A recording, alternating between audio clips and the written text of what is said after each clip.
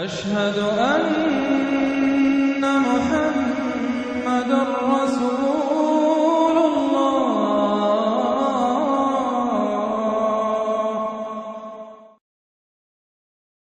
الواقعہ نام، پہلی ہی آیت کے لفظ الواقعہ کو اس سورت کا نام قرار دیا گیا ہے۔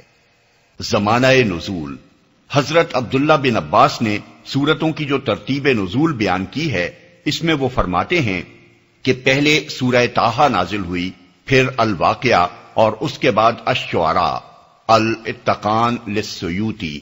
یہی ترتیب اکرمہ نے بھی بیان کی ہے۔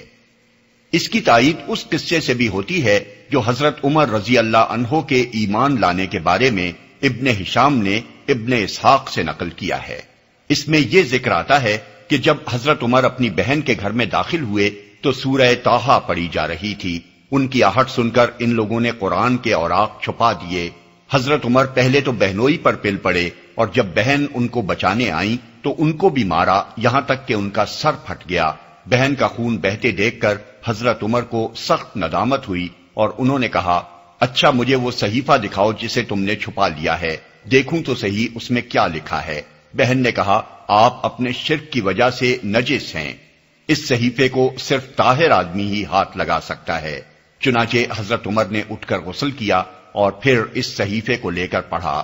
اس سے معلوم ہوا کہ اس وقت سورہ واقعہ نازل ہو چکی تھی، کیونکہ اسی میں آیت لا یمسہ الا المطہرون وارد ہوئی ہے، اور یہ تاریخی طور پر ثابت ہے کہ حضرت عمر ہجرت حبشہ کے بعد 5 نبوی میں ایمان لائے ہیں۔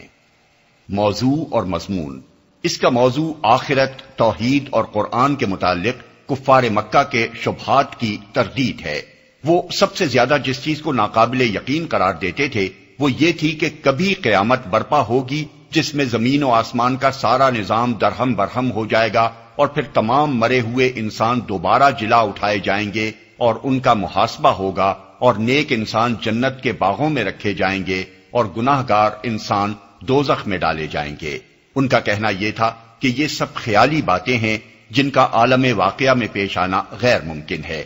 اس کے جواب میں فرمایا کہ جب وہ واقعہ پیش آ جائے گا اس وقت کوئی یہ جھوٹ بولنے والا نہ ہوگا کہ وہ پیش نہیں آیا ہے، نہ کسی کی یہ طاقت ہوگی کہ اسے آتے آتے روک دے یا واقعہ سے غیر واقعہ بنا دے۔ اس وقت لازماً تمام انسان 3 طبقات میں تقسیم ہو جائیں گے، ایک سابقین، دوسرے عام صالحین، تیسرے وہ لوگ جو آخرت کے منکر رہے اور مرتے دم تک کفر و شرک اور گناہ کبیرہ پر جمے رہے۔ ان تینوں طبقات کے ساتھ جو معاملہ ہوگا اسے تفصیل کے ساتھ آیت 7 سے 56 تک بیان کیا گیا ہے۔ اس کے بعد آیت 57 سے 74 تک اسلام کے ان دونوں بنیادی عقائد کی صداقت پر پے در پے دلائل دیے گئے ہیں جن کو ماننے سے کفار انکار کر رہے تھے، یعنی توحید اور آخرت۔ ان دلائل میں زمین و آسمان کی دوسری تمام چیزوں کو چھوڑ کر انسان کو خود اس کے اپنے وجود کی طرف اور اس غذا کی طرف جسے وہ کھاتا ہے، اور اس پانی کی طرف جسے وہ پیتا ہے، اور اس آگ کی طرف جس سے وہ اپنا کھانا پکاتا ہے توجہ دلائی گئی ہے، اور اسے اس سوال پر غور و فکر کی دعوت دی گئی ہے کہ تو جس خدا کے بنانے سے بنا ہے اور جس کے دیے ہوئے سامان زیست پر پل رہا ہے، اس کے مقابلے میں خود مختار ہونے یا اس کے سوا کسی اور کی بندگی بجا لانے کا آخر تجھے کیا حق ہے؟ اور اس کے متعلق تو نے یہ کیسے گمان کر لیا کہ وہ ایک دفعہ تجھے وجود میں لے آنے کے بعد ایسا عاجز و درماندہ ہو جاتا ہے کہ دوبارہ تجھ کو وجود میں لانا چاہے بھی تو نہیں لا سکتا۔ پھر آیت 75 سے 82 تک قرآن کے بارے میں ان کے شکوک کی تردید کی گئی ہے، اور ان کو یہ احساس دلایا گیا ہے کہ بد نصیبو، یہ عظیم الشان نعمت تمہارے پاس آئی ہے اور تم نے اپنا حصہ اس نعمت میں یہ رکھا ہے کہ اسے جھٹلاتے ہو اور اس سے فائدہ اٹھانے کے بجائے الٹی بے اعتنائی برتتے ہو۔ قرآن کی صداقت پر 2 مختصر سے فقروں میں یہ بے نظیر دلیل پیش کی گئی ہے کہ اس پر کوئی غور کرے تو اس کے اندر ویسا ہی محکم نظام پائے گا جیسا کائنات کے تاروں اور سیاروں کا نظام محکم ہے، اور یہی اس بات کی دلیل ہے کہ اس کا مصنف وہی ہے جس نے کائنات کا یہ نظام بنایا ہے۔ پھر کفار سے کہا گیا ہے کہ یہ کتاب اس نوشتہ تقدیر میں ثبت ہے جو مخلوقات کی دسترس سے باہر ہے، تم سمجھتے ہو کہ اسے محمد صلی اللہ علیہ وسلم کے پاس شیاطین لاتے ہیں، حالانکہ لوح محفوظ سے محمد صلی اللہ علیہ وسلم تک جس ذریعے سے یہ پہنچتی ہے اس میں پاک نفس فرشتوں کے سوا کسی کا ذرہ برابر بھی کوئی دخل نہیں ہے۔ آخر میں انسان کو بتایا گیا ہے کہ تو کتنی ہی لنترانیاں ہانکے اور اپنی خود مختاری کے گھمنڈ میں کتنا ہی حقائق کی طرف سے اندھا ہو جائے، مگر موت کا وقت تیری آنکھیں کھول دینے کے لیے کافی ہے۔ اس وقت تو بالکل بے بس ہوتا ہے، اپنے ماں باپ کو نہیں بچا سکتا، اپنی اولاد کو نہیں بچا سکتا، اپنے پیروں اور پیشواؤں اور محبوب ترین لیڈروں کو نہیں بچا سکتا، سب تیری آنکھوں کے سامنے مرتے ہیں اور تو دیکھتا رہ جاتا ہے۔ اگر کوئی بالا تر طاقت تیرے اوپر فرما روا نہیں ہے اور تیرا یہ زعم درست ہے کہ دنیا میں بس تو ہی تو ہے، کوئی خدا نہیں ہے، تو کسی مرنے والے کی نکلتی ہوئی جان کو پلٹا کیوں نہیں لاتا؟ جس طرح تو اس معاملے میں بے بس ہے، اسی طرح خدا کے محاسبے اور اس کی جزا و سزا کو بھی روک دینا تیرے اختیار میں نہیں ہے۔ تو خواہ مانے یا نہ مانے، موت کے بعد ہر مرنے والا اپنا انجام دیکھ کر رہے گا۔ مقربین میں سے ہو تو مقربین کا انجام دیکھے گا، صالحین میں سے ہو تو صالحین کا انجام دیکھے گا، اور جھٹلانے والے گمراہوں میں سے ہو تو وہ انجام دیکھے گا جو ایسے مجرموں کے لیے مقدر ہے۔ بسم اللہ الرحمن الرحیم۔ شروع اللہ کے نام سے جو رحمان و رحیم ہے۔ اذا وقعت الواقعہ لیس لوقعتها کاذبہ، جب وہ ہونے والا واقعہ پیش آ جائے گا تو کوئی اس کے وقوع کو جھٹلانے والا نہ ہوگا۔ اس فقرے سے کلام کا آغاز خود یہ ظاہر کر رہا ہے کہ یہ ان باتوں کا جواب ہے جو اس وقت کفار کی مجلسوں میں قیامت کے خلاف بنائی جا رہی تھیں۔ زمانہ وہ تھا جب مکے کے لوگ رسول اللہ صلی اللہ علیہ وسلم کی زبان مبارک سے نئی نئی اسلام کی دعوت سن رہے تھے۔ اس میں جو چیز انہیں سب سے زیادہ عجیب اور بعید از عقل و امکان نظر آتی تھی وہ یہ تھی کہ ایک روز زمین و آسمان کا یہ سارا نظام درہم برہم ہو جائے گا اور پھر ایک دوسرا عالم برپا ہوگا جس میں سب اگلے پچھلے مرے ہوئے لوگ دوبارہ زندہ کیے جائیں گے۔ یہ بات سن کر حیرت سے ان کے دیدے پھٹے کے پھٹے رہ جاتے تھے۔ وہ کہتے تھے کہ ایسا ہونا بالکل ناممکن ہے۔ آخر یہ زمین، یہ پہاڑ، یہ سمندر، یہ چاند، یہ سورج کہاں چلے جائیں گے؟ صدیوں کے گڑے مردے کیسے جی اٹھیں گے؟ مرنے کے بعد دوسری زندگی اور پھر اس میں بہشت کے باغ اور جہنم کی آگ، آخر یہ خواب و خیال کی باتیں عقل و ہوش رکھتے ہوئے ہم کیسے مان لیں؟ یہی چیمی گوئیاں اس وقت مکے میں ہر جگہ ہو رہی تھیں۔ اس پس منظر میں فرمایا گیا ہے کہ جب وہ ہونے والا واقعہ پیش آ جائے گا اس وقت کوئی اسے جھٹلانے والا نہ ہوگا۔ اس ارشاد میں قیامت کے لیے واقع کا لفظ استعمال کیا گیا ہے جس کے معنی قریب قریب وہی ہیں جس کے لیے اردو زبان میں ہونی شدنی کے الفاظ بولے جاتے ہیں، یعنی وہ ایسی چیز ہے جسے لازماً پیش آ کر ہی رہنا ہے۔ پھر اس کے پیش آنے کو وقعتا کہا گیا ہے جو عربی زبان میں کسی بڑے حادثے کے اچانک برپا ہو جانے کے لیے استعمال ہوتا ہے۔ لیسا لوقعتها کاذبہ کے دو معنی ہو سکتے ہیں، ایک یہ کہ اس کے وقوع کا ٹل جانا اور اس کا آتے آتے رک جانا اور اس کی آمد کا پھیر دیا جانا ممکن نہ ہوگا، یا بالفاظ دیگر کوئی طاقت پھر اس کو واقع سے غیر واقع بنا دینے والی نہ ہوگی۔ دوسرے یہ کہ کوئی متنفس اس وقت یہ جھوٹ بولنے والا نہ ہوگا کہ وہ واقعہ پیش نہیں آیا ہے۔ خافضۃ رافعہ اذا رجت الارض رجا وبست الجبال بسا فكانت هباء منبثا، وہ تہو بالا کر دینے والی آفت ہوگی، زمین اس وقت یکبارگی ہلا ڈالی جائے گی اور پہاڑ اس طرح ریزہ ریزہ کر دیے جائیں گے کہ پراگندہ غبار بن کر رہ جائیں گے۔ آفت ہوگی۔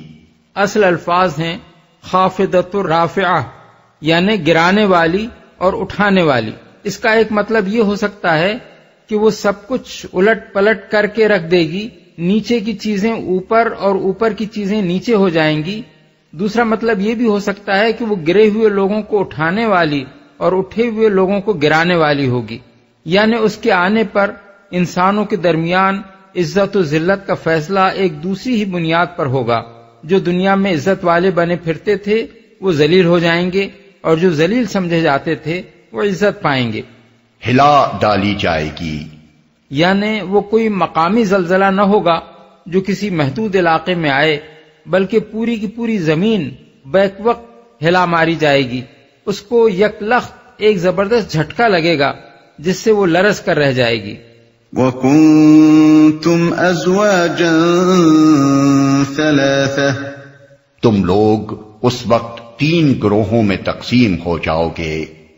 خطاب اگرچہ بظاہر ان لوگوں سے ہے جنہیں یہ کلام سنایا جا رہا تھا یا جو اب اسے پڑھیں یا سنیں، لیکن دراصل پوری نوع انسانی اس کی مخاطب ہے۔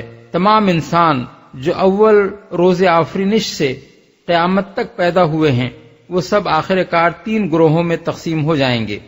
فَأَصْحَابُ الْمَيْمَنَةِ مَا أَصْحَابُ الْمَيْمَنَةِ، دائیں بازو والے سو دائیں بازو والوں کی خوش نصیبی کا کیا کہنا۔ دائیں بازو والے، اصل میں لفظ اصحاب المیمنہ استعمال ہوا ہے۔ میمنہ عربی قاعدے کے مطابق یمین سے بھی ہو سکتا ہے جس کے معنی سیدھے ہاتھ کے ہیں، اور یمن سے بھی ہو سکتا ہے جس کے معنی ہیں فعال نیک۔ اگر اس کو یمین سے ماخوذ مانا جائے تو اصحاب المیمنہ کے معنی ہوں گے سیدھے ہاتھ والے، لیکن اس سے لغوی معنی مراد نہیں ہے، بلکہ اس کا مطلب ہے عالی مرتبہ لوگ۔ اہل عرب سیدھے ہاتھ کو قوت اور رفعت اور عزت کا نشان سمجھتے تھے۔ جس کا احترام مقصود ہوتا تھا اسے مجلس میں سیدھے ہاتھ پر بٹھاتے تھے۔ کسی کے متعلق یہ کہنا ہوتا کہ میرے دل میں اس کی بڑی عزت ہے تو کہتے کہ فلان منی بالیمین، یعنی وہ تو میرے سیدھے ہاتھ کی طرف ہے۔ اردو میں بھی کسی شخص کو کسی بڑی ہستی کا دست راست اس معنی میں کہا جاتا ہے کہ وہ اس کا خاص آدمی ہے، اور اگر اس کو یم سے ماخوذ مانا جائے تو اصحاب المیمنہ کے معنی ہوں گے خوش نصیب اور نیک بخت لوگ۔ وَأَصْحَابُ الْمَشْأَمَةِ مَا أَصْحَابُ الْمَشْأَمَةِ، اور بائیں بازو والے تو بائیں بازو والوں کی بد نصیبی کا کیا ٹھکانہ۔ بائیں بازو والے، اصل میں لفظ اصحاب المشأمہ استعمال ہوا ہے۔ مشأمہ شوم سے ہے جس کے معنی بدبختی، نحوست اور بدفعلی کے ہیں، اور عربی زبان میں بائیں ہاتھ کو بھی شوما کہا جاتا ہے۔ اردو میں شومی قسمت اسی لفظ سے ماخوذ ہے۔ اہل عرب شمال یعنی بائیں ہاتھ اور شوم یعنی فعل بد کو ہم معنی سمجھتے تھے۔ ان کے ہاں بائیں ہاتھ کمزوری اور ذلت کا نشان تھا۔ سفر کو جاتے ہوئے اگر پرندہ اڑ کر بائیں ہاتھ کی طرف جاتا تو وہ اس کو بری فال سمجھتے تھے۔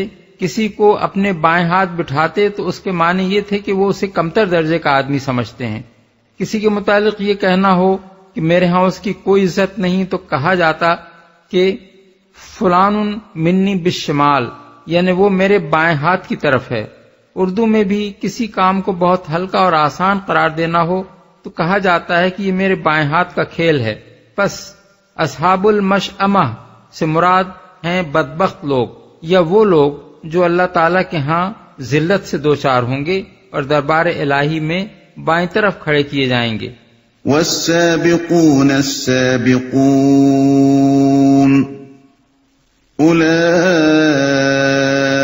أولئك المقربون في جنات النعيم، اور آگے والے تو پھر آگے والے ہی ہیں، وہی تو مقرب لوگ ہیں، نعمت بھری جنتوں میں رہیں گے۔ آگے والے ہی ہیں۔ سابقین یعنی آگے والوں سے مراد وہ لوگ ہیں جو نیکی اور حق پرستی میں سب پر سبقت لے گئے ہوں، بھلائی کے ہر کام میں سب سے آگے ہوں، خدا اور رسول کی پکار پر سب سے پہلے لبیک کہنے والے ہوں، جہاد کا معاملہ ہو یا انفاق فی سبیل اللہ کا، یا خدمت خلق کا، یا دعوت خیر اور تبلیغ حق کا، غرض دنیا میں بھلائی پھیلانے اور برائی مٹانے کے لیے ایثار و قربانی اور محنت و جانفشانی کا جو موقع بھی پیش آئے، اس میں وہی لوگ آگے بڑھ کر کام کرنے والے ہوں۔ اس بنا پر آخرت میں بھی سب سے آگے وہی رکھے جائیں گے۔ گویا وہاں اللہ تعالیٰ کے دربار کا نقشہ یہ ہوگا کہ دائیں بازو میں صالحین، بائیں بازو میں فاسقین، اور سب سے آگے بارگاہ خداوندی کے قریب سابقین۔ حدیث میں حضرت عائشہ کی روایت ہے کہ رسول اللہ صلی اللہ علیہ وسلم نے لوگوں سے پوچھا، جانتے ہو قیامت کے روز کون لوگ سب سے پہلے پہنچ کر اللہ کے سائے میں جگہ پائیں گے؟ لوگوں نے عرض کیا، اللہ اور اللہ کا رسول ہی زیادہ جانتا ہے۔ فرمایا، الذین اعطوا الحق قبلوہ واذا سئلوہ بذلوہ وحکموا الناس کحکمہم لانفسہم، یعنی وہ جن کا حال یہ تھا کہ جب ان کے آگے حق پیش کیا گیا تو انہوں نے قبول کر لیا، اور جب ان سے حق مانگا گیا تو انہوں نے ادا کر دیا، اور دوسروں کے معاملے میں ان کا فیصلہ وہی کچھ تھا جو خود اپنی ذات کے معاملے میں تھا۔ مسند احمد۔ ثلۃ من الاولین وقلیل من الاخرین، اگلوں میں سے بہت ہوں گے اور پچھلوں میں سے کم۔ مفسرین کے درمیان اس امر میں اختلاف ہے کہ اولین اور آخرین یعنی اگلوں اور پچھلوں سے مراد کون ہیں۔ ایک گروہ کا خیال ہے کہ آدم علیہ السلام کے وقت سے نبی صلی اللہ علیہ وسلم کی بعثت تک جتنی امتیں گزری ہیں وہ اولین ہیں، اور نبی صلی اللہ علیہ وسلم کی بعثت کے بعد قیامت تک کے لوگ آخرین ہیں۔ اس لحاظ سے آیت کا مطلب یہ ہوگا کہ بعثت محمدی سے پہلے ہزارہ برس کے دوران میں جتنے انسان گزرے ہیں ان کے سابقین کی تعداد زیادہ ہوگی، اور حضور کی بعثت کے بعد سے قیامت تک آنے والے انسانوں میں سے جو لوگ سابقین کا مرتبہ پائیں گے ان کی تعداد کم ہوگی۔ دوسرا گروہ کہتا ہے کہ یہاں اولین و آخرین سے مراد نبی صلی اللہ علیہ وسلم کی امت کے اولین و آخرین ہیں، یعنی آپ کی امت میں ابتدائی دور کے لوگ اولین ہیں جن میں سابقین کی تعداد زیادہ ہوگی، اور بعد کے لوگ آخرین ہیں جن میں سابقین کی تعداد کم ہوگی۔ تیسرا گروہ کہتا ہے کہ اس سے مراد ہر نبی کی امت کے اولین و آخرین ہیں، یعنی ہر نبی کے ابتدائی پیرووں میں سابقین بہت ہوں گے اور بعد کے آنے والوں میں وہ کم پائے جائیں گے۔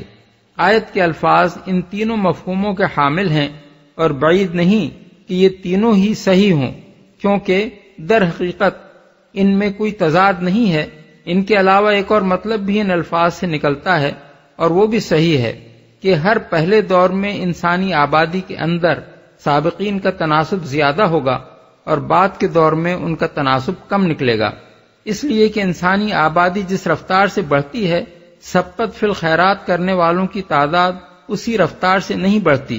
گنتی کے اعتبار سے یہ لوگ چاہے پہلے دور کے سابقین سے تعداد میں زیادہ ہوں، لیکن بحیثیت مجموعی دنیا کی آبادی کے مقابلے میں ان کا تناسب گھٹتا ہی چلا جاتا ہے۔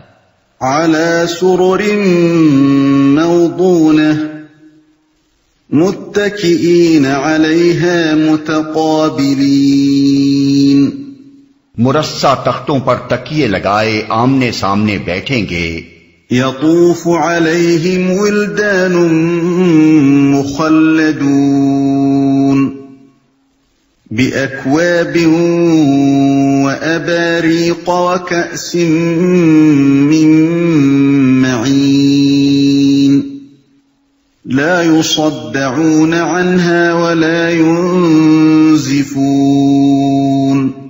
ان کی مجلسوں میں ابدی لڑکے شراب چشمہ جاری سے لبریز پیالے اور کنٹر اور ساغر لیے دوڑتے پھرتے ہوں گے، جسے پی کر نہ ان کا سر چکرائے گا نہ ان کی عقل میں فتور آئے گا۔ ابدی لڑکے، اس سے مراد ہیں ایسے لڑکے جو ہمیشہ لڑکے ہی رہیں گے، ان کی عمر ہمیشہ ایک ہی حالت پر ٹھہری رہے گی۔ حضرت علی اور حضرت حسن بصری فرماتے ہیں کہ یہ اہل دنیا کے وہ بچے ہیں جو بالغ ہونے سے پہلے مر گئے، اس لیے نہ ان کی کچھ نیکیاں ہوں گی کہ ان کی جزا پائیں اور نہ بدیاں ہوں گی کہ ان کی سزا پائیں۔ لیکن ظاہر بات ہے کہ اس سے مراد صرف وہی اہل دنیا ہو سکتے ہیں جن کو جنت نصیب نہ ہوئی ہو۔ رہے مومنین صالحین تو ان کے بارے میں اللہ تعالیٰ نے خود قرآن میں یہ ضمانت دی ہے کہ ان کی ذریت ان کے ساتھ جنت میں لا ملائی جائے گی۔ سورہ الطور آیت 21۔ اسی کی تائید اس حدیث سے ہوتی ہے جو ابو داؤد، طیالسی، طبرانی اور بزار نے حضرت انس اور حضرت سمرہ بن جندب سے نقل کی ہے۔ اس میں نبی صلی اللہ علیہ وسلم کا ارشاد ہے کہ مشرکین کے بچے اہل جنت کے خادم ہوں گے۔ وَفَاكِهَةٍ مِّمَّا يَتَخَيَّرُونَ وَلَحْمِ طَيْرٍ مِّمَّا يَشْتَهُونَ، اور وہ ان کے سامنے طرح طرح کے لذیذ پھل پیش کریں گے کہ جسے چاہیں چن لیں، اور پرندوں کے گوشت پیش کریں گے کہ جس پرندے کا چاہیں استعمال کریں۔ وَحُورٌ عِينٌ كَأَمْثَالِ اللُّؤْلُؤِ الْمَكْنُونِ جَزَاءً بِمَا كَانُوا يَعْمَلُونَ، اور ان کے لیے خوبصورت آنکھوں والی حوریں ہوں گی، ایسی حسین جیسے چھپا کر رکھے ہوئے موتی۔ یہ سب کچھ ان اعمال کی جزا کے طور پر انہیں ملے گا جو وہ دنیا میں کرتے رہے تھے۔ لا يسمعون فيها لغوا ولا تأثيما إلا قيلا سلاما سلاما، وہاں وہ کوئی بےہودہ کلام یا گناہ کی بات نہ سنیں گے، جو بات بھی ہوگی ٹھیک ٹھیک ہوگی، گناہ کی بات نہ سنیں گے۔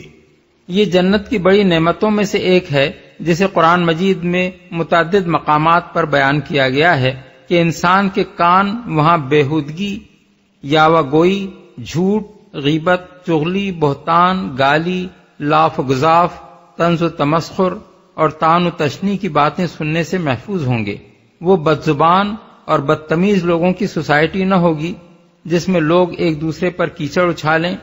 وہ شریف اور مہذب لوگوں کا معاشرہ ہوگا جس کے اندر یہ لغویات ناپید ہوں گی۔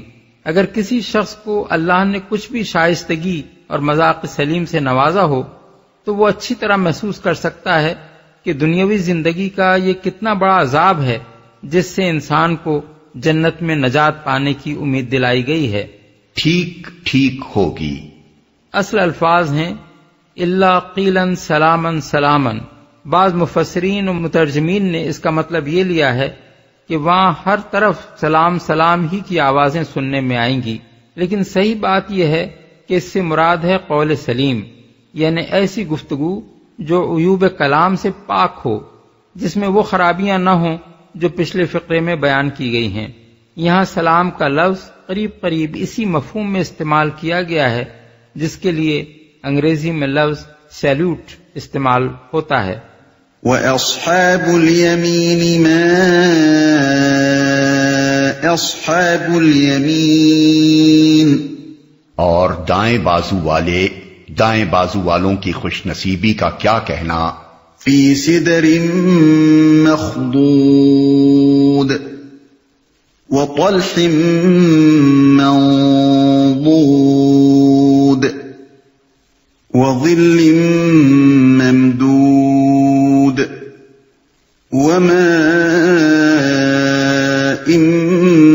مَّسْكُوبٍ وَفَاكِهَةٍ كَثِيرَةٍ لَا مَقْطُوعَةٍ وَلَا مَمْنُوعَةٍ وَفُرُشٍ مَّرْفُوعَةٍ، وہ بے خار بیریوں اور تہ بتہ چڑھے ہوئے کیلوں اور دور تک پھیلی ہوئی چھاؤں اور ہر دم رواں پانی اور کبھی ختم نہ ہونے والے اور بے روک ٹوک ملنے والے بکثرت پھلوں اور اونچی نشست گاہوں میں ہوں گے۔ بے خار بیریوں یعنی ایسی بیریاں جن کے درختوں میں کانٹے نہ ہوں گے۔ ایک شخص تعجب کا اظہار کر سکتا ہے کہ بیر ایسا کون سا نفیس پھل ہے جس کے جنت میں ہونے کی خوشخبری سنائی جائے، لیکن واقعہ یہ ہے کہ کہ جنت کے بیروں کا تو کیا ذکر، خود اس دنیا کے بھی بعض علاقوں میں یہ پھل اتنا لذیذ، خوشبودار اور میٹھا ہوتا ہے کہ ایک دفعہ منہ کو لگنے کے بعد اسے چھوڑنا مشکل ہو جاتا ہے، اور بیر جتنے اعلیٰ درجے کے ہوتے ہیں ان کے درختوں میں کانٹے اتنے ہی کم ہوتے ہیں۔ اسی لیے جنت کے بیروں کی یہ تعریف بیان کی گئی ہے کہ ان کے درخت بالکل ہی کانٹوں سے خالی ہوں گے، یعنی ایسی بہترین قسم کے ہوں گے جو دنیا میں نہیں پائی جاتی۔ بکثرت پھلوں، اصل الفاظ ہیں لا مقطوعۃ ولا ممنوعہ۔ لا مقطوعہ سے مراد یہ ہے کہ یہ پھل نہ موسمی ہوں گے کہ موسم گزر جانے کے بعد نہ مل سکیں، نہ ان کی پیداوار کا سلسلہ کبھی منقطع ہوگا کہ کسی باغ کے سارے پھل اگر توڑ لیے جائیں تو ایک مدت تک وہ بے ثمر رہ جائے، بلکہ ہر پھل وہاں ہر موسم میں ملے گا، اور خواہ کتنا ہی کھایا جائے لگاتار پیدا ہوتا چلا جائے گا۔ اور لا ممنوع کا مطلب یہ ہے کہ دنیا کے باغوں کی طرح وہاں کوئی روک ٹوک نہ ہوگی، نہ پھلوں کے توڑنے اور کھانے میں کوئی امر مانع ہوگا کہ درختوں پر کانٹے ہونے یا زیادہ بلندی پر ہونے کی وجہ سے توڑنے میں کوئی زحمت پیش آئے۔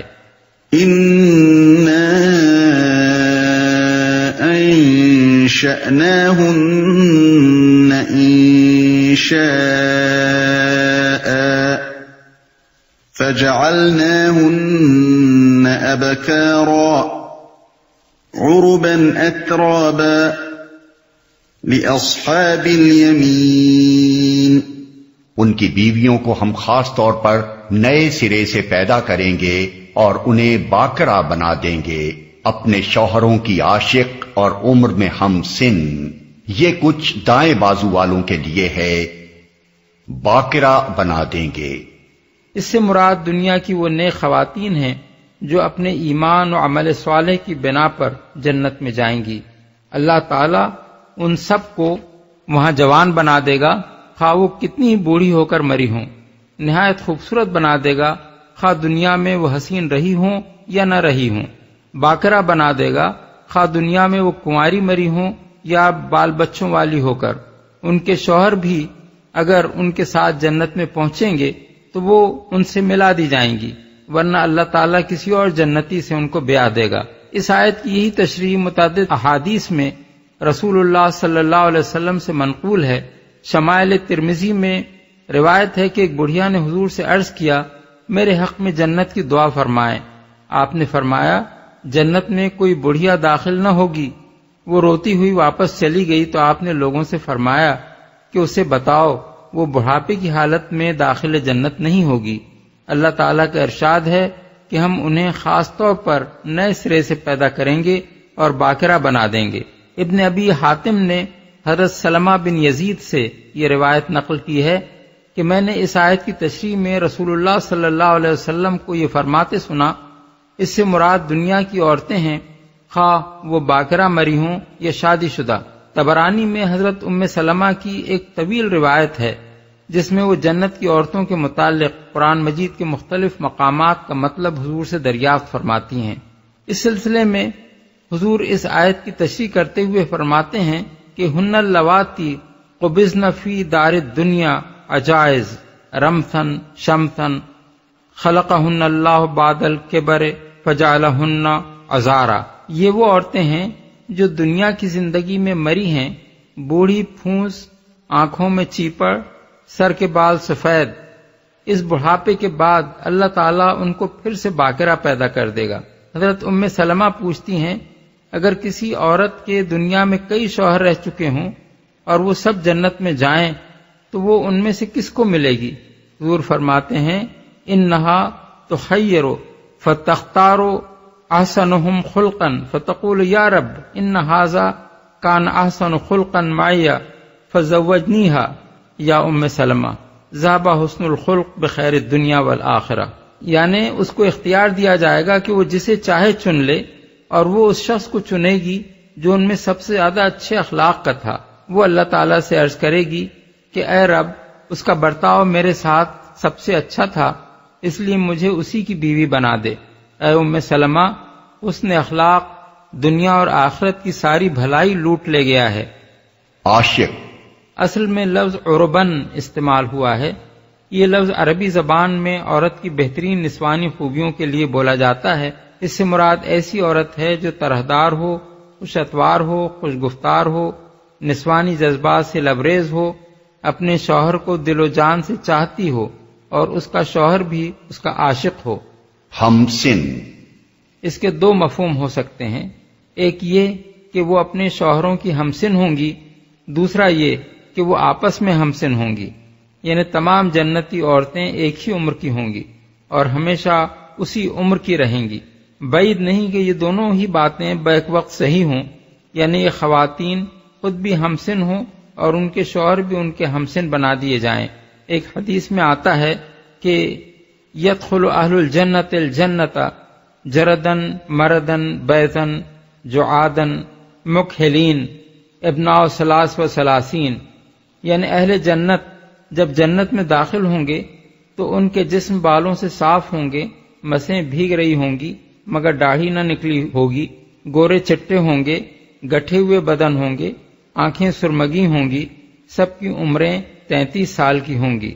مسند احمد، مرویات ابی ہریرہ۔ قریب قریب یہی مضمون ترمذی میں حضرت معاذ بن جبل اور حضرت ابو سعید خدری سے بھی مروی ہے۔ ثلة من الأولين وثلة من الآخرين، وہ اگلوں میں سے بہت ہوں گے اور پچھلوں میں سے بھی بہت۔ وأصحاب الشمال ما أصحاب الشمال، اور بائیں بازو والے بائیں بازو والوں کی بدنصیبی کا کیا پوچھنا۔ فی سموم وحمیم وظل من یحموم لا بارد ولا کریم، وہ لو کی لپٹ اور کھولتے ہوئے پانی اور کالے دھوئیں کے سائے میں ہوں گے جو نہ ٹھنڈا ہوگا نہ آرام دہ۔ انہم كانوا قبل ذلك مترفین وكانوا يصرون على الحنث العظیم، یہ وہ لوگ ہوں گے جو اس انجام کو پہنچنے سے پہلے خوشحال تھے اور گناہ عظیم پر اصرار کرتے تھے۔ یعنی خوشحالی نے ان پر الٹا اثر کیا تھا، اللہ تعالیٰ کے شکر گزار ہونے کے بجائے وہ الٹے کافر نعمت ہو گئے تھے، اپنی لذات نفس میں منہمک ہو کر خدا کو بھول گئے تھے اور گناہ عظیم پر مصر تھے۔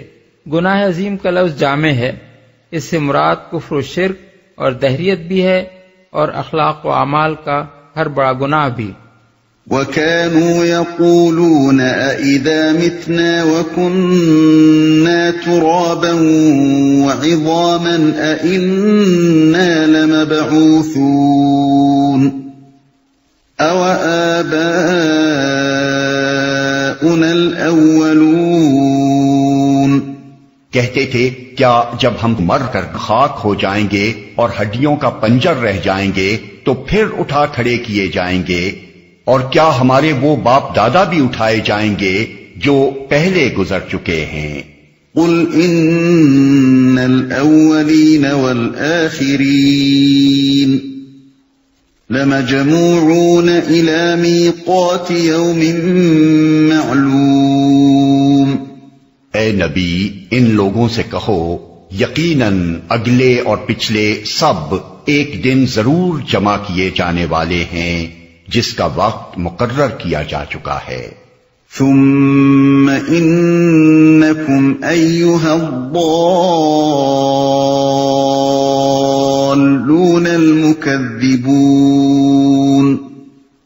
لآکلون من شجر من زقوم فمالئون منها البطون فشاربون عليه من الحميم فشاربون شرب الهيم هذا نزلهم يوم الدين۔ پھر اے گمراہو اور جھٹلانے والو تم شجر زقوم کی غذا کھانے والے ہو، اسی سے تم پیٹ بھرو گے اور اوپر سے کھولتا ہوا پانی تونس لگے ہوئے اونٹ کی طرح پیو گے۔ یہ ہے بائیں بازو والوں کی ضیافت کا سامان روز جزا میں۔ نحن خلقناكم فلولا تصدقون، ہم نے تمہیں پیدا کیا ہے، پھر کیوں تصدیق نہیں کرتے؟ ہم نے تمہیں، یہاں سے آیت 74 تک جو دلائل پیش کیے گئے ہیں ان میں بیک وقت آخرت اور توحید دونوں پر استدلال کیا گیا ہے۔ چونکہ مکے کے لوگ نبی صلی اللہ علیہ وسلم کی تعلیم کے ان دونوں بنیادی اجزاء پر معترض تھے، اس لیے یہاں دلائل اس انداز سے دیے گئے ہیں کہ آخرت کا ثبوت بھی ان سے ملتا ہے اور توحید کی صداقت کا بھی۔ کیوں تصدیق نہیں کرتے؟ یعنی اس بات کی تصدیق کہ ہم ہی تمہارے رب اور معبود ہیں اور ہم تمہیں دوبارہ بھی پیدا کر سکتے ہیں۔ أفرأيتم ما تمنون أأنتم تخلقونه أم نحن الخالقون؟ کبھی تم نے غور کیا یہ نطفہ جو تم ڈالتے ہو اس سے بچہ تم بناتے ہو یا اس کے بنانے والے ہم ہیں؟ اس مختصر سے فقرے میں ایک بڑا اہم سوال انسان کے سامنے پیش کیا گیا ہے۔ دنیا کی تمام دوسری چیزوں کو چھوڑ کر انسان اگر صرف اسی ایک بات پر غور کرے کہ وہ خود کس طرح پیدا ہوا ہے تو اسے نہ قرآن کی تعلیم توحید میں کوئی شک رہ سکتا ہے نہ اس کی تعلیم آخرت میں۔ انسان آخر اسی طرح تو پیدا ہوتا ہے کہ مرد اپنا نطفہ عورت کے رحم تک پہنچا دیتا ہے، مگر کیا اس نطفے میں بچہ پیدا کرنے کی اور لازماً انسان ہی کا بچہ پیدا کرنے کی صلاحیت آپ سے آپ پیدا ہو گئی ہے، یا انسان نے خود پیدا کی ہے، یا خدا کے سوا کسی اور نے پیدا کر دی ہے؟ اور کیا یہ مرد کے یا عورت کے یا دنیا کی کسی طاقت کے اختیار میں ہے کہ اس نطفے سے حمل کا استقرار کرا دے، پھر استقرار حمل سے وضع حمل تک ماں کے پیٹ میں بچے کی درجہ بدرجہ تخلیق و پرورش اور ہر بچے کی الگ صورت گری اور ہر بچے کے اندر مختلف ذہنی و جسمانی قوتوں کو ایک خاص تناسب کے ساتھ رکھنا جس سے وہ ایک خاص شخصیت کا انسان بن کر اٹھے، کیا یہ سب کچھ ایک خدا کے سوا کسی اور کا کام ہے؟ کیا اس میں کسی اور کا ذرہ برابر بھی کوئی دخل ہے؟ کیا یہ کام ماں باپ خود کرتے ہیں یا کوئی ڈاکٹر کرتا ہے، یا وہ انبیاء اور اولیاء کرتے ہیں جو خود اسی طرح پیدا ہوئے ہیں، یا سورج اور چاند اور تارے کرتے ہیں جو خود ایک قانون کے غلام ہیں، یا وہ فطرت یعنی نیچر کرتی ہے جو بجائے خود کوئی علم، حکمت، ارادہ اور اختیار نہیں رکھتی؟ پھر کیا یہ فیصلہ کرنا بھی خدا کے سوا کسی کے اختیار میں ہے کہ بچہ لڑکی ہو یا لڑکا، خوبصورت ہو یا بدصورت، طاقتور ہو یا کمزور، اندھا، بہرا، لنگڑا، لولا ہو یا صحیح الاعضاء، ذہین ہو یا کن ذہن؟ پھر کیا خدا کے سوا کوئی اور یہ طے کرتا ہے کہ قوموں کی تاریخ میں کس وقت کس قوم کے اندر کن اچھی یا بری صلاحیتوں کے آدمی پیدا کرے جو اسے عروج پر لے جائیں یا زوال کی طرف دھکیل دیں؟ اگر کوئی شخص ضد اور ہٹ دھرمی میں مبتلا نہ ہو تو وہ خود محسوس کرے گا کہ شرک یا دہریت کی بنیاد پر ان سوالات کا کوئی معقول جواب نہیں دیا جا سکتا۔ ان کا معقول جواب ایک ہی ہے اور وہ یہ ہے کہ انسان پورا کا پورا خدا کا ساختہ و پرداختہ ہے، اور جب حقیقت یہ ہے تو خدا کے ساختہ و پرداختہ اس انسان کو کیا حق پہنچتا ہے کہ اپنے خالق کے مقابلے میں آزادی و خود مختاری کا دعویٰ کرے یا اس کے سوا کسی دوسرے کی بندگی بجا لائے؟ توحید کی طرح یہ سوال آخرت کے معاملے میں بھی فیصلہ کن ہے۔ انسان کی تخلیق ایک ایسے کیڑے سے ہوتی ہے جو طاقتور خوردبین کے بغیر نظر تک نہیں آ سکتا۔ یہ کیڑا عورت کے جسم کی تاریکیوں میں کسی وقت اس نسوانی انڈے سے جا ملتا ہے جو اسی کی طرح ایک حقیر سا خوردبینی وجود ہوتا ہے، پھر ان دونوں کے ملنے سے ایک چھوٹا سا زندہ خلیہ یعنی سیل بن جاتا ہے جو حیات انسانی کا نقطہ آغاز ہے، اور یہ خلیہ بھی اتنا چھوٹا ہوتا ہے کہ خوردبین کے بغیر اس کو نہیں دیکھا جا سکتا۔ اس ذرا سے خلیے کو ترقی دے کر اللہ تعالیٰ 9 مہینے چند روز کے اندر رحم مادر میں ایک جیتا جاگتا انسان بنا دیتا ہے، اور جب اس کی تخلیق مکمل ہو جاتی ہے تو ماں کا جسم خود ہی اسے دھکیل کر دنیا میں ادھم مچانے کے لیے باہر پھینک دیتا ہے۔ تمام انسان اسی طرح دنیا میں آئے ہیں اور شب و روز اپنے ہی جیسے انسانوں کی پیدائش کا یہ منظر دیکھ رہے ہیں۔ اس کے بعد صرف ایک عقل کا اندھا ہی یہ کہہ سکتا ہے کہ جو خدا اس طرح انسانوں کو آج پیدا کر رہا ہے وہ کل کسی وقت اپنے ہی پیدا کیے ہوئے ان انسانوں کو دوبارہ کسی اور طرح پیدا نہ کر سکے گا۔ نحن قدرنا بينكم الموت وما نحن بمسبوقين على أن نبدل أمثالكم وننشئكم فيما لا تعلمون۔ ہم نے تمہارے درمیان موت کو تقسیم کیا ہے اور ہم اس سے عاجز نہیں ہیں کہ تمہاری شکلیں بدل دیں اور کسی ایسی شکل میں تمہیں پیدا کر دیں جس کو تم نہیں جانتے۔ موت کو تقسیم کیا ہے، یعنی تمہاری پیدائش کی طرح تمہاری موت بھی ہمارے اختیار میں ہے۔ ہم یہ طے کرتے ہیں کہ کس کو ماں کے پیٹ ہی میں مر جانا ہے اور کسے پیدا ہوتے ہی مر جانا ہے، اور کسے کس عمر تک پہنچ کر مرنا ہے۔ جس کی موت کا جو وقت ہم نے مقدر کر دیا ہے اس سے پہلے دنیا کی کوئی طاقت اسے مار نہیں سکتی، اور اس کے بعد ایک لمحے کے لیے بھی زندہ نہیں رکھ سکتی۔ مرنے والے بڑے بڑے ہسپتالوں میں بڑے سے بڑے ڈاکٹروں کی آنکھوں کے سامنے مرتے ہیں، بلکہ ڈاکٹر خود بھی اپنے وقت پر مر جاتے ہیں۔ کبھی کوئی نہ موت کے وقت کو جان سکا ہے، نہ آتی ہوئی موت کو روک سکا ہے، نہ یہ معلوم کر سکا ہے کہ کس کی موت کس ذریعے سے کہاں کس طرح واقع ہونے والی ہے۔ تم نہیں جانتے، یعنی جس طرح ہم اس سے عاجز نہ تھے کہ تمہیں تمہاری موجودہ شکل و حیت میں پیدا کریں، اسی طرح ہم اس سے بھی عاجز نہیں ہیں کہ تمہاری تخلیق کا طریقہ بدل کر کسی اور شکل و حیت میں کچھ دوسری صفات و خصوصیات کے ساتھ تم کو پیدا کر دیں۔ آج تم کو ہم اس طرح پیدا کرتے ہیں کہ تمہارا نطفہ قرار پاتا ہے اور تم ماں کے پیٹ میں درجہ بدرجہ بن کر ایک بچے کی صورت میں برآمد ہوتے ہو۔ یہ طریق تخلیق بھی ہمارا ہی مقرر کیا ہوا ہے، مگر ہمارے پاس بس یہی ایک لگا بندھا طریقہ نہیں ہے جس کے سوا ہم کوئی اور طریقہ نہ جانتے ہوں یا نہ عمل میں لا سکتے ہوں۔ قیامت کے روز ہم تمہیں اسی عمر کے انسان کی شکل میں پیدا کر سکتے ہیں جس عمر میں تم مرے تھے۔ آج تمہاری بینائی، سماعت اور دوسرے حواس کا پیمانہ ہم نے کچھ اور رکھا ہے، مگر ہمارے پاس انسان کے لیے بس یہی ایک پیمانہ نہیں ہے جسے ہم بدل نہ سکتے ہوں۔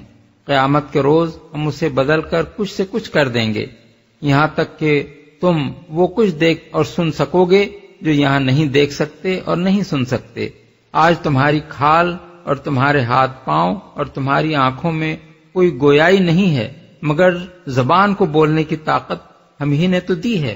ہم اس سے عاجز نہیں ہیں کہ قیامت کے روز تمہارا ہر عضو اور تمہارے جسم کی کھال کا ہر ٹکڑا ہمارے حکم سے بولنے لگے۔ آج تم ایک خاص عمر تک ہی جیتے ہو اور اس کے بعد مر جاتے ہو۔ یہ تمہارا جینا اور مرنا بھی ہمارے ہی مقرر کردہ قانون کے تحت ہوتا ہے۔ کل ہم ایک دوسرا قانون تمہاری زندگی کے لیے بنا سکتے ہیں جس کے تحت تمہیں کبھی موت نہ آئے۔ آج تمہیں خاص حد تک ہی عذاب برداشت کر سکتے ہو، جس سے زائد عذاب اگر تمہیں دیا جائے تو تم زندہ نہیں رہ سکتے۔ یہ ضابطہ بھی ہمارا ہی بنایا ہوا ہے۔ کل ہم تمہارے لیے ایک دوسرا ضابطہ بنا سکتے ہیں جس کے تحت تم ایسا عذاب ایسی طویل مدت تک بھگت سکو گے جس کا تم تصور تک نہیں کر سکتے، اور کسی سخت سے سخت عذاب سے بھی تمہیں موت نہ آئے گی۔ آج تم سوچ نہیں سکتے کہ کوئی بوڑھا جوان ہو جائے، کبھی بیمار نہ ہو، کبھی اس پر بڑھاپا نہ آئے، اور ہمیشہ ہمیشہ وہ ایک ہی عمر کا جوان رہے۔ مگر یہاں جوانی پر بڑھاپا ہمارے بنائے ہوئے قوانین حیات ہی کے مطابق تو آتا ہے۔ کل ہم تمہاری زندگی کے لیے کچھ دوسرے قوانین بنا سکتے ہیں جن کے مطابق جنت میں جاتے ہی ہر بوڑھا جوان ہو جائے اور اس کی جوانی و تندرستی لازوال ہو۔ وَلَقَدْ عَلِمْتُمُ النَّشْأَةَ الْأُولَى فَلَوْلَا تَذَكَّرُونَ۔ اپنی پہلی پیدائش کو تو تم جانتے ہو، پھر کیوں سبق نہیں لیتے؟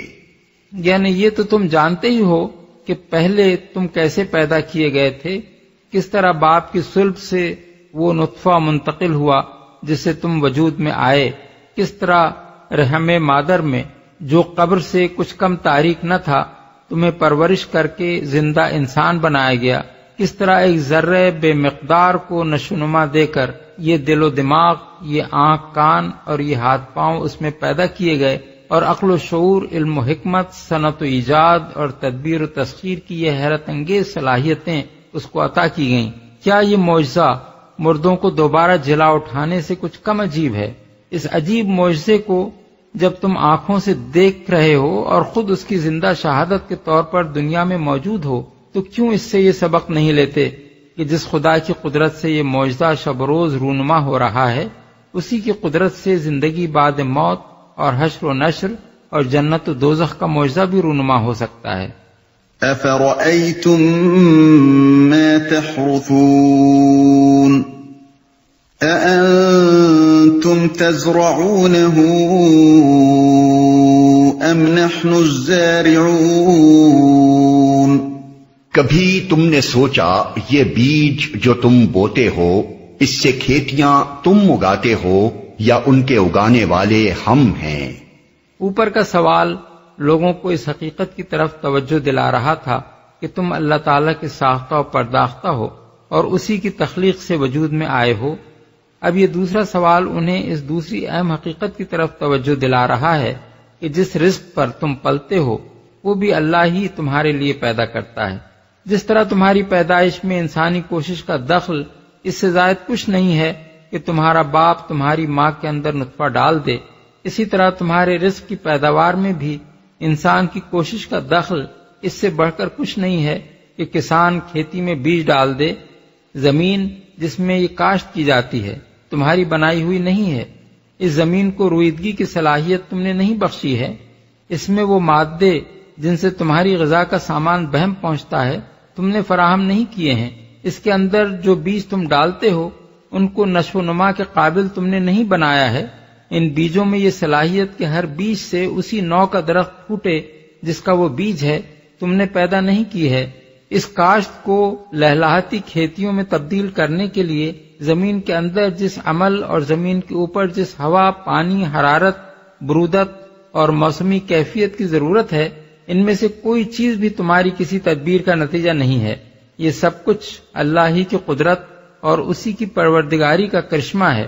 پھر جب تم وجود میں اسی کے لانے سے آئے ہو اور اسی کے رزق سے پل رہے ہو تو تم کو اس کے مقابلے میں خود مختاری کا یا اس کے سوا کسی اور کی بندگی کرنے کا حق آخر کیسے پہنچتا ہے؟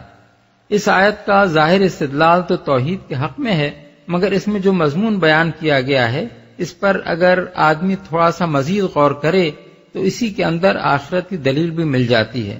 جو بیج زمین میں بویا جاتا ہے وہ بجائے خود مردہ ہوتا ہے، مگر زمین کی قبر میں جب کسان اس کو دفن کر دیتا ہے تو اللہ تعالیٰ اس کے اندر وہ نباتی زندگی پیدا کر دیتا ہے جس سے کونپلیں پھوٹتی ہیں اور لہلاتی ہوئی کھیتیاں شان بہار دکھاتی ہیں۔ یہ بے شمار مردے ہماری آنکھوں کے سامنے آئے دن قبروں سے جی جی کر اٹھ رہے ہیں۔ یہ معجزہ کیا کچھ کم عجیب ہے کہ کوئی شخص اس دوسرے عجیب معجزے کو ناممکن قرار دے جس کی خبر قرآن ہمیں دے رہا ہے، یعنی انسانوں کی زندگی بعد موت۔ لو نشاء لجعلناه حطاما فظلتم تفكهون إنا لمغرمون بل نحن محرومون۔ ہم چاہیں تو ان کھیتوں کو بھس بنا کر رکھ دیں اور تم طرح طرح کی باتیں بناتے رہ جاؤ کہ ہم پر تو الٹی چٹی پڑ گئی، بلکہ ہمارے تو نصیب ہی پھوٹے ہوئے ہیں۔ أفرأيتم الماء الذي تشربون أأنتم أنزلتموه من المزن أم نحن المنزلون لو نشاء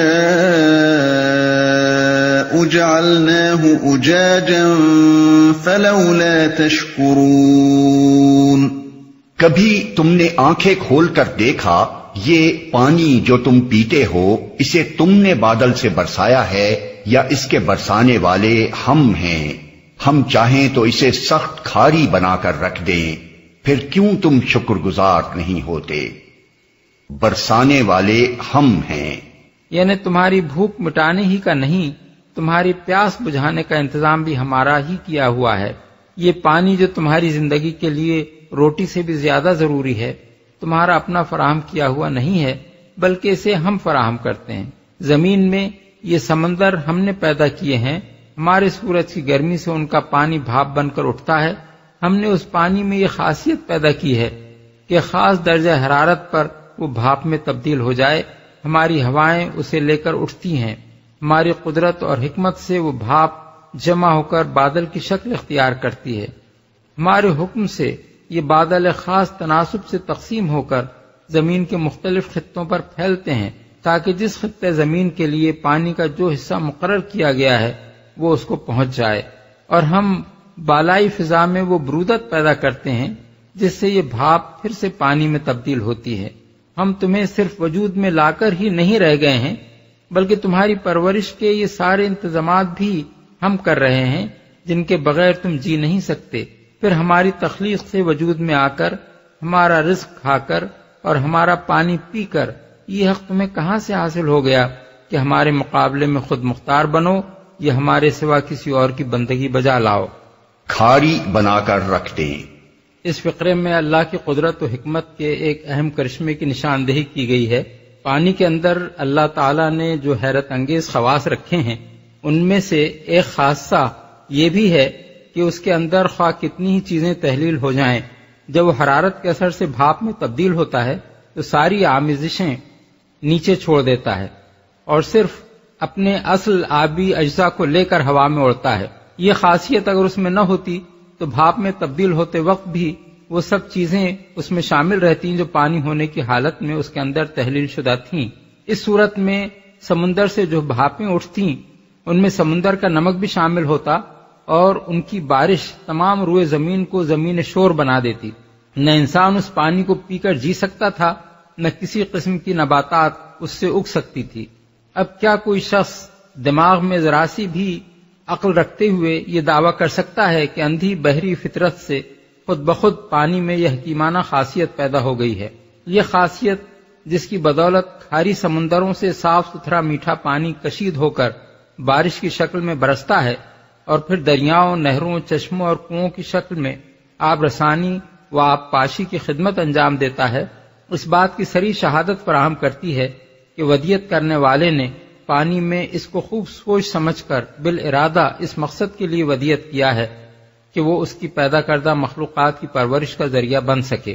جو مخلوق کھاری پانی سے پرورش پا سکتی تھی وہ اس نے سمندر میں پیدا کی اور وہاں وہ خوب جی رہی ہے، مگر جس مخلوق کو اس نے خشکی اور ہوا میں پیدا کیا تھا اس کی پرورش کے لیے میٹھا پانی درکار تھا، اور اس کی فراہمی کے لیے بارش کا انتظام کرنے سے پہلے اس نے پانی کے اندر یہ خاصیت رکھ دی کہ گرمی سے بھاپ بنتے وقت وہ کوئی ایسی چیز لے کر نہ اڑے جو اس کے اندر تحلیل ہو گئی ہو۔ کیوں تم شکر گزار نہیں ہوتے؟ بالفاظ دیگر کیوں یہ کفران نعمت کرتے ہو کہ تم میں سے کوئی اس بارش کو دیوتاؤں کا کرشمہ سمجھتا ہے اور کوئی یہ خیال کرتا ہے کہ سمندر سے بادلوں کا اٹھنا اور پھر آسمان سے پانی بن کر برسنا ایک فطری چکر ہے جو آپ سے آپ چلے جا رہا ہے، اور کوئی اسے خدا کی رحمت سمجھتا بھی ہے تو اس خدا کا اپنے اوپر یہ حق نہیں مانتا کہ اسی کے آگے سر تاج جھکائے۔ خدا کی اتنی بڑی نعمت سے فائدہ اٹھاتے ہو اور پھر جواب میں کفر و شرک اور فسق و نافرمانی کرتے ہو۔ أَفَرَأَيْتُمُ النَّارَ الَّتِي تُورُونَ أَأَنْتُمْ أَنشَأْتُمْ شَجَرَتَهَا أَمْ نَحْنُ الْمُنشِئُونَ نَحْنُ جَعَلْنَاهَا تَذْكِرَةً وَمَتَاعًا لِلْمُقْوِينَ۔ کبھی تم نے خیال کیا یہ آگ جو تم سلگاتے ہو اس کا درخت تم نے پیدا کیا ہے یا اس کے پیدا کرنے والے ہم ہیں؟ ہم نے اس کو یاد دہانی کا ذریعہ اور حاجت مندوں کے لیے سامان زیست بنایا ہے۔ درخت سے مراد یا تو وہ درخت ہیں جن سے آگ جلانے کے لیے لکڑی فراہم ہوتی ہے، یا مرخ اور عفار نامی وہ دو درخت ہیں جن کی ہری بھری ٹہنیوں کو ایک دوسرے پر مار کر قدیم زمانے میں اہل عرب آگ جھاڑا کرتے تھے۔ یاد دہانی کا ذریعہ، اس آگ کو یاد دہانی کا ذریعہ بنانے کا مطلب یہ ہے کہ یہ وہ چیز ہے جو ہر وقت روشن ہو کر انسان کو اس کا بھولا ہوا سبق یاد دلاتی ہے۔ اگر آگ نہ ہوتی تو انسان کی زندگی حیوان کی زندگی سے مختلف نہ ہو سکتی۔ آگ ہی سے انسان نے حیوانات کی طرح کچی غذائیں کھانے کے بجائے ان کو پکا کر کھانا شروع کیا، اور پھر اس کے لیے صنعت و ایجاد کے نئے نئے دروازے کھلتے چلے گئے۔ ظاہر ہے کہ اگر خدا وہ ذرائع پیدا نہ کرتا جن سے آگ جلائی جا سکے، اور وہ آتش پذیر مادے پیدا نہ کرتا جو آگ سے جل سکیں، تو انسان کی ایجادی صلاحیتوں کا قفل ہی نہ کھلتا۔ مگر انسان یہ بات فراموش کر گیا ہے کہ اس کا خالق کوئی پروردگار حکیم ہے جس نے اسے ایک طرف انسانی قابلیتیں دے کر پیدا کیا تو دوسری طرف زمین میں وہ سر و سامان بھی پیدا کر دیا جس سے اس کی یہ قابلیتیں روب عمل آ سکیں۔ وہ اگر غفلت میں مدہوش نہ ہو تو تنہا ایک آگ ہی اسے یہ یاد دلانے کے لیے کافی ہے کہ یہ کس کے احسانات اور کس کی نعمتیں ہیں جن سے وہ دنیا میں متمتع ہو رہا ہے۔ حاجت مندوں کے لیے، اصل میں لفظ مقوین استعمال کیا گیا ہے۔ اس کے مختلف معنی اہل لغت نے بیان کیے ہیں۔ بعض اسے صحرا میں اترے ہوئے مسافروں کے معنی میں لیتے ہیں، بعض اس کے معنی بھوکے آدمی کے لیتے ہیں، اور بعض کے نزدیک اس سے مراد وہ سب لوگ ہیں جو آگ سے فائدہ اٹھاتے ہیں، خواہ وہ کھانا پکانے کا فائدہ ہو یا روشنی کا یا تپش کا۔ فسبح باسم ربک العظیم، پس اے نبی اپنے رب عظیم کے نام کی تسبیح کرو، یعنی اس کا مبارک نام لے کر یہ اظہار و اعلان کرو کہ وہ ان تمام عیوب و نقائص اور کمزوریوں سے پاک ہے جو کفار و مشرکین اس کی طرف منسوب کرتے ہیں، اور جو کفر و شرک کے ہر عقیدے اور منکرین آخرت کے ہر استدلال میں مضمر ہیں۔ فلا اقسم بمواقع النجوم وإنه لقسم لو تعلمون عظيم إنه لقرآن كريم في كتاب مكنون لا يمسه إلا المطهرون۔ پس نہیں میں قسم کھاتا ہوں تاروں کے مواقع کی، اور اگر تم سمجھو تو یہ بہت بڑی قسم ہے کہ یہ ایک بلند پایا قرآن ہے، ایک محفوظ کتاب میں ثبت جسے مطہرین کے سوا کوئی چھو نہیں سکتا۔ پس نہیں یعنی بات وہ نہیں ہے جو تم سمجھے بیٹھے ہو۔ یہاں قرآن کے من جانب اللہ ہونے پر قسم کھانے سے پہلے لفظ لا کا استعمال خود یہ ظاہر کر رہا ہے کہ لوگ اس کتاب پاک کے متعلق کچھ باتیں بنا رہے تھے جن کی تردید کرنے کے لیے یہ قسم کھائی جا رہی ہے۔ بلند پایا قرآن ہے۔ تاروں اور سیاروں کے مواقع سے مراد ان کے مقامات، ان کی منزلیں اور ان کے مدار ہیں، اور قرآن کے بلند پایا کتاب ہونے پر ان کی قسم کھانے کا مطلب یہ ہے کہ عالم بالا میں اجرام فلکی کا نظام جیسا محکم اور مضبوط ہے ویسا ہی مضبوط اور محکم یہ کلام بھی ہے۔ جس خدا نے وہ نظام بنایا ہے اسی خدا نے یہ کلام بھی نازل کیا ہے۔ کائنات کی بے شمار کہکشانوں یعنی گیلیکسیز اور ان کہکشانوں کے اندر بے حد و حساب تاروں یعنی سٹارز اور سیاروں یعنی پلینٹس میں جو کمال درجے کا ربط و نظم قائم ہے، درحالے کے بظاہر وہ بالکل بکھرے ہوئے نظر آتے ہیں، اسی طرح یہ کتاب بھی ایک کمال درجے کا مربوط و منظم ضابطہ حیات پیش کرتی ہے جس میں عقائد کی بنیاد پر اخلاق، عبادات، تہذیب و تمدن، معیشت و معاشرت، قانون و عدالت، صلح و جنگ، غرض انسانی زندگی کے تمام پہلوؤں پر مفصل ہدایات دی گئی ہیں، اور ان میں کوئی چیز کسی دوسری چیز سے بے جوڑ نہیں ہے، درحال کہ یہ نظام فکر متفرق آیات اور مختلف مواقع پر دیے ہوئے خطبوں میں بیان کیا گیا ہے۔ پھر جس طرح خدا کے باندھے ہوئے عالم بالا کا نظم اٹل ہے، جس میں کبھی ذرہ برابر فرق واقع نہیں ہوتا، اسی طرح اس کتاب میں بھی جو حقائق بیان کیے گئے ہیں اور جو ہدایات دی گئی ہیں وہ بھی اٹل ہیں، ان کا ایک شوشہ بھی اپنی جگہ سے ہلایا نہیں جا سکتا۔ سبت اس سے مراد ہے لوح محفوظ۔ اس کے لیے کتاب مکنون کا لفظ استعمال کیا گیا ہے، جس کے معنی ہیں ایسا نوشتہ جو چھپا کر رکھا گیا ہے، یعنی جس تک کسی کی رسائی نہیں ہے۔ اس محفوظ نوشتے میں قرآن کے ثبت ہونے کا مطلب یہ ہے کہ نبی صلی اللہ علیہ وسلم پر نازل کیے جانے سے پہلے وہ اللہ تعالیٰ کے ہاں اس نوشتہ تقدیر میں ثبت ہو چکا ہے، جس کے اندر کسی رد و بدل کا امکان نہیں ہے، کیونکہ وہ ہر مخلوق کی دسترس سے بالاتر ہے، چھو نہیں سکتا۔ یہ تردید ہے کفار کے ان الزامات کی جو وہ قرآن پر لگایا کرتے تھے۔ وہ رسول اللہ صلی اللہ علیہ وسلم کو کاہن قرار دیتے تھے اور کہتے تھے کہ یہ کلام آپ پر جن اور شیاطین القا کرتے ہیں۔ اس کا جواب قرآن مجید میں متعدد مقامات پر دیا گیا ہے، مثلا سورہ شعراء میں ارشاد ہوا ہے وما تنزلت بہ الشیاطین وما ينبغی لہم وما یستطیعون انہم عن السمع لمعزولون، یعنی اس کو لے کر شیاطین نہیں اترے ہیں، نہ یہ کلام ان کو سجتا ہے اور نہ وہ ایسا کر ہی سکتے ہیں، وہ تو اس کی سماعت تک سے دور رکھے گئے ہیں۔ آیات 210 تا 212۔ اسی مضمون کو یہاں ان الفاظ میں بیان کیا گیا ہے کہ اسے مطہرین کے سوا کوئی چھو نہیں سکتا، یعنی شیاطین کا اسے لانا یا اس کے نزول کے وقت اس میں دخل انداز ہونا تو درکنار، جس وقت یہ لوح محفوظ سے نبی پر نازل کیا جاتا ہے اس وقت مطہرین یعنی پاک فرشتوں کے سوا کوئی قریب پھٹک بھی نہیں سکتا۔ فرشتوں کے لیے مطہرین کا لفظ اس معنی میں استعمال کیا گیا ہے کہ اللہ تعالیٰ نے ان کو ہر قسم کے ناپاک جذبات اور خواہشات سے پاک رکھا ہے۔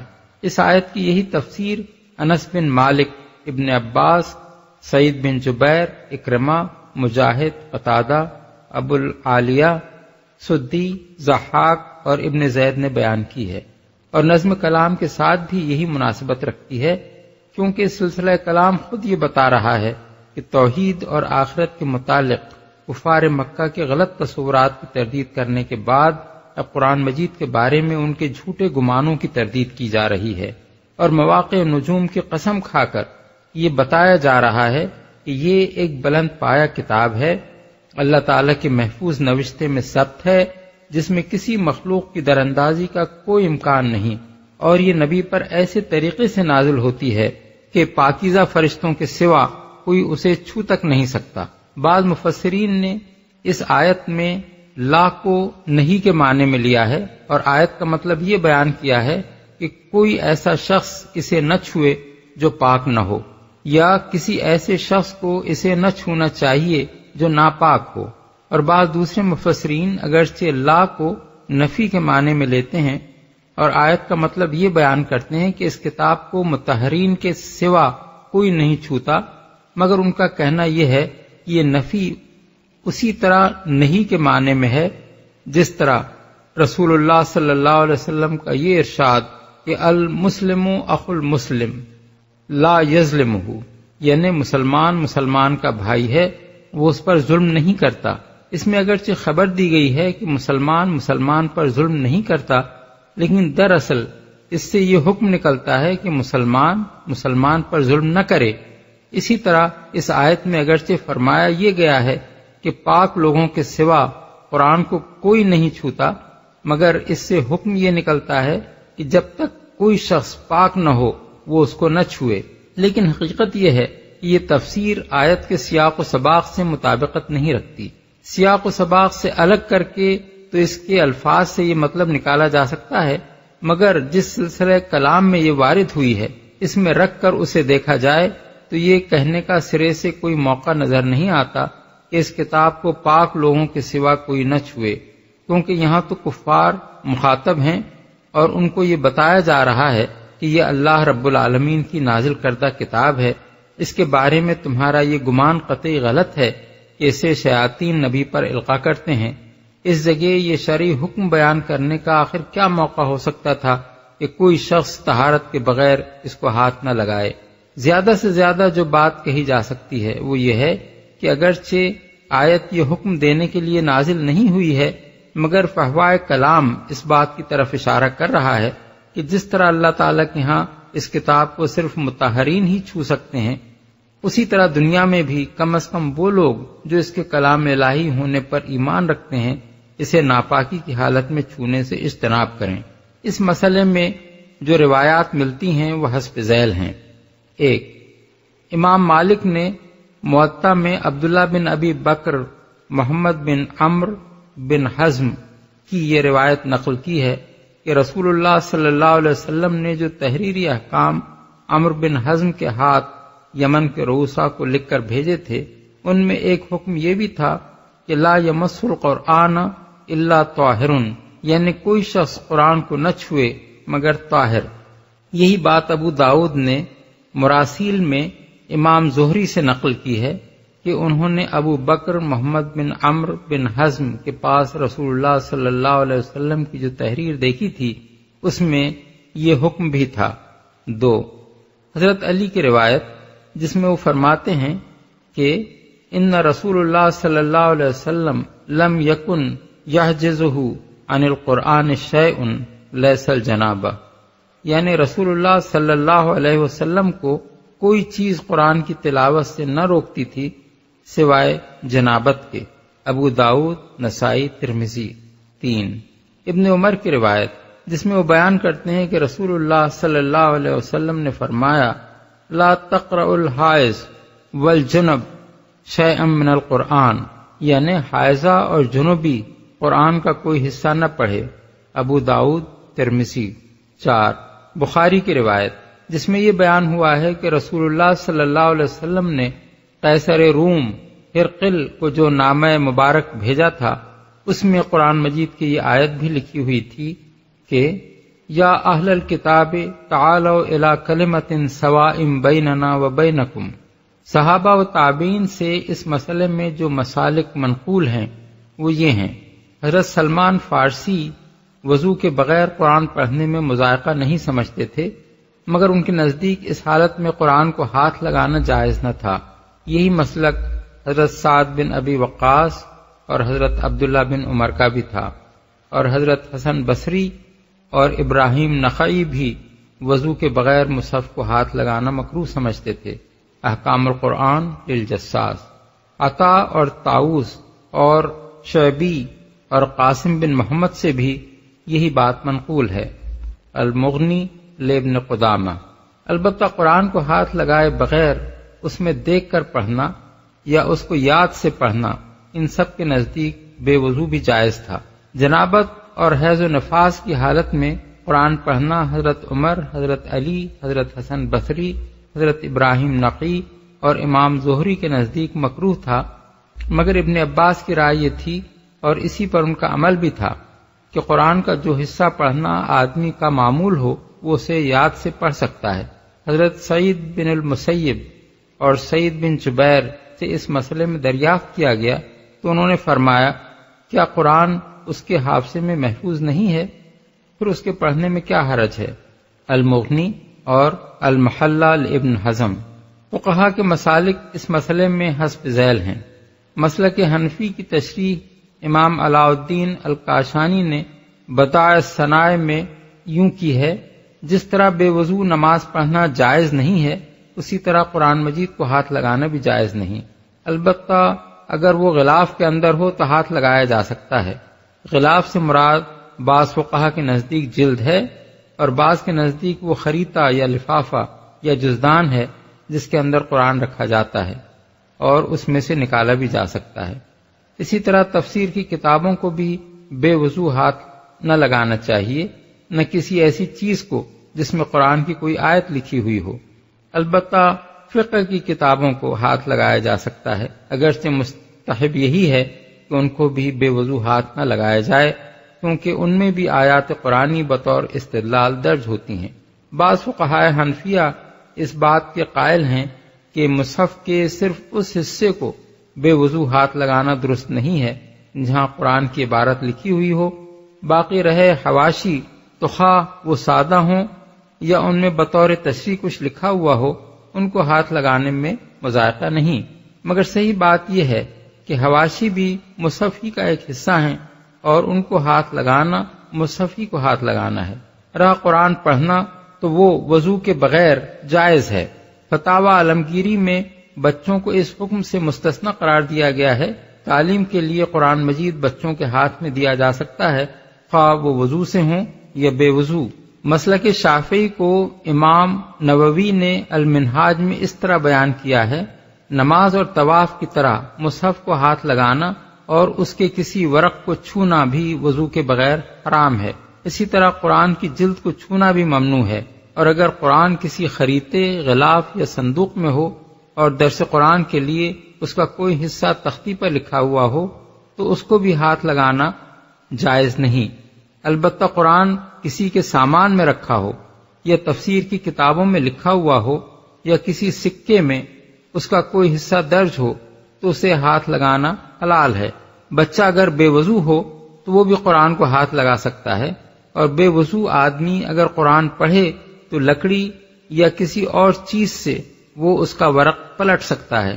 مالکیہ کا مسلک جو الفقہ علی المذاہب الاربع میں نقل کیا گیا ہے وہ یہ ہے کہ جمہور فقہا کے ساتھ وہ اس امر میں متفق ہیں کہ مصحف کو ہاتھ لگانے کے لیے وضو شرط ہے، لیکن قرآن کی تعلیم کے لیے وہ استاد اور شاگرد دونوں کو اس سے مستثنی کرتے ہیں، بلکہ حائضہ عورت کے لیے بھی وہ بغرض تعلیم مصحف کو ہاتھ لگانا جائز قرار دیتے ہیں۔ ابن قدامہ نے المغنی میں امام مالک کا یہ قول بھی نقل کیا ہے کہ جنابت کی حالت میں تو قرآن پڑھنا ممنوع ہے، مگر حیض کی حالت میں عورت کو قرآن پڑھنے کی اجازت ہے، کیونکہ ایک طویل مدت تک اگر ہم اسے قرآن پڑھنے سے روکیں گے تو وہ بھول جائے گی۔ حنبلی مذہب کے احکام جو ابن قدامہ نے نقل کیے ہیں یہ ہیں کہ جنابت کی حالت میں اور حیض و نفاس کی حالت میں قرآن یا اس کی کسی پوری آیت کو پڑھنا جائز نہیں ہے، البتہ بسم اللہ، الحمدللہ وغیرہ کہنا جائز ہے، کیونکہ اگرچہ یہ بھی کسی نہ کسی آیت کے اجزاء ہیں مگر ان سے تلاوت قرآن مقصود نہیں ہوتی۔ رہا قرآن کو ہاتھ لگانا تو وہ کسی حال میں وضو کے بغیر جائز نہیں، البتہ قرآن کی کوئی آیت کسی خط یا فقہ کی کسی کتاب یا کسی اور تحریر کے سلسلے میں درج ہو تو اسے ہاتھ لگانا ممنوع نہیں ہے۔ اسی طرح قرآن اگر کسی چیز میں رکھا ہوا ہو تو اسے وضو کے بغیر اٹھایا جا سکتا ہے۔ تفسیر کی کتابوں کو ہاتھ لگانے کے لیے بھی وضو شرط نہیں ہے۔ نیز بے وضو آدمی کو اگر کسی فوری ضرورت کے لیے قرآن کو ہاتھ لگانا پڑے تو وہ تیمم کر سکتا ہے۔ الفقہ علی المذاہب الاربع میں مسلک حنبلی کا یہ مسئلہ بھی درج ہے کہ بچوں کے لیے تعلیم کی غرض سے بھی وضو کے بغیر قرآن کو ہاتھ لگانا درست نہیں ہے، اور یہ ان کے سرپرستوں کا فرض ہے کہ وہ قرآن ان کے ہاتھ میں دینے سے پہلے انہیں وضو کرائیں۔ ظاہریہ کا مسلک یہ ہے کہ قرآن پڑھنا اور اس کو ہاتھ لگانا ہر حال میں جائز ہے، خواہ آدمی بے وضو ہو یا جنابت کی حالت میں ہو یا عورت حیض کی حالت میں ہو۔ ابن حزم نے المحلہ جلد اول صفحہ 77 تا 84 میں اس مسئلے پر مفصل بحث کی ہے، جس میں انہوں نے اس مسلک کی صحت کے دلائل دیے ہیں اور یہ بتایا ہے کہ فقہا نے قرآن پڑھنے اور اس کو ہاتھ لگانے کے لیے جو شرائط بیان کی ہیں ان میں سے کوئی بھی قرآن و سنت سے ثابت نہیں ہے۔ تنزیل من رب العالمین، یہ رب العالمین کا نازل کرتا ہے۔ افبہذا الحدیث انتم مدہنون وتجعلون رزقکم انکم تکذبون، پھر کیا اس کلام کے ساتھ تم بے اعتنائی برتتے ہو اور اس نعمت میں اپنا حصہ تم نے یہ رکھا ہے کہ اسے جھٹلاتے ہو؟ بے اعتنائی برتتے ہو۔ اصل الفاظ ہیں انتم مدہنون۔ ادھان کے معنی ہیں کسی چیز سے مداہنت برتنا، اس کو اہمیت نہ دینا، اس کو سنجیدہ توجہ کے قابل نہ سمجھنا۔ انگریزی میں ٹو ٹیک لائٹلی کے الفاظ اس مفہوم سے قریب تر ہیں۔ اسے جھٹلاتے ہو۔ امام رازی نے تجعلون رزقکم کی تفسیر میں ایک احتمال یہ بھی ظاہر کیا ہے کہ یہاں لفظ رزق معاش کے معنی میں ہو، چونکہ کفار قریش قرآن کی دعوت کو اپنے معاشی مفاد کے لیے نقصان دہ سمجھتے تھے، اور ان کا خیال یہ تھا کہ یہ دعوت اگر کامیاب ہو گئی تو ہمارا رزق مارا جائے گا۔ اس لیے اس آیت کا یہ مطلب بھی ہو سکتا ہے کہ تم نے اس قرآن کی تکذیب کو اپنے پیٹ کا دھندا بنا رکھا ہے۔ تمہارے نزدیک حق اور باطل کا سوال کوئی اہمیت نہیں رکھتا، اصل اہمیت تمہاری نگاہ میں روٹی کی ہے، اور اس کی خاطر حق کی مخالفت کرنے اور باطل کا سہارا لینے میں تمہیں کوئی تامل نہیں۔ فلولا اذا بلغت الحلقوم وانتم حينئذ تنظرون ونحن اقرب اليه منكم ولكن لا تبصرون فلولا ان كنتم غير مدينين ترجعونها ان كنتم صادقين۔ اب اگر تم کسی کے محکوم نہیں ہو اور اپنے اس خیال میں سچے ہو تو جب مرنے والے کی جان حلق تک پہنچ چکی ہوتی ہے اور تم آنکھوں دیکھ رہے ہوتے ہو کہ وہ مر رہا ہے، اس وقت اس کی نکلتی ہوئی جان کو واپس کیوں نہیں لے آتے؟ اس وقت تمہاری بنسبت ہم اس کے زیادہ قریب ہوتے ہیں مگر تم کو نظر نہیں آتے۔ فَأَمَّا إِن كَانَ مِنَ الْمُقَرَّبِينَ فَرَوْحٌ وَرَيْحَانٌ وَجَنَّةُ نَعِيمٍ۔ پھر وہ مرنے والا اگر مقربین میں سے ہو تو اس کے لیے راحت اور عمدہ رزق اور نعمت بھری جنت ہے۔ وَأَمَّا إِن كَانَ مِنْ أَصْحَابِ الْيَمِينِ فَسَلَامٌ لَكَ مِنْ أَصْحَابِ الْيَمِينِ وَأَمَّا إِن كَانَ مِنَ الْمُكَذِّبِينَ الضَّالِّينَ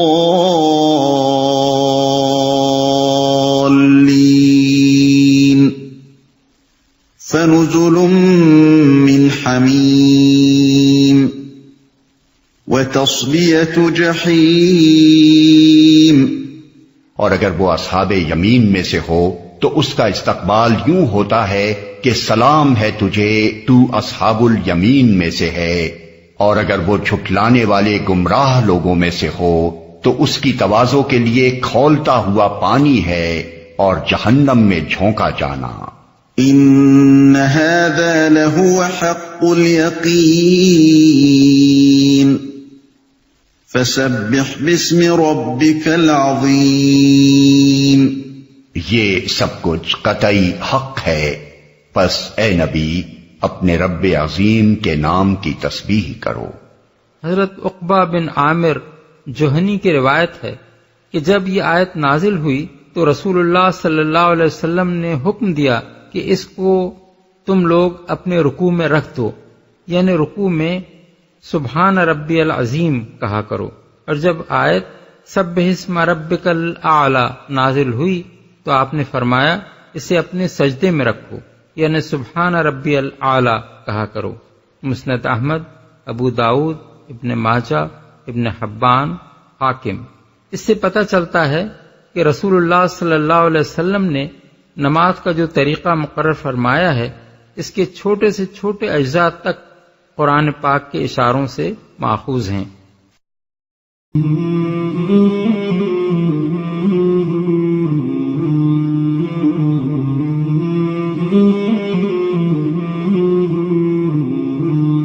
مولاي صل وسلم دائما أبدا على حبيبك خير الخلق كلهم مولاي صل وسلم دائما أبدا على حبيبك خير الخلق كلهم مولاي صل وسلم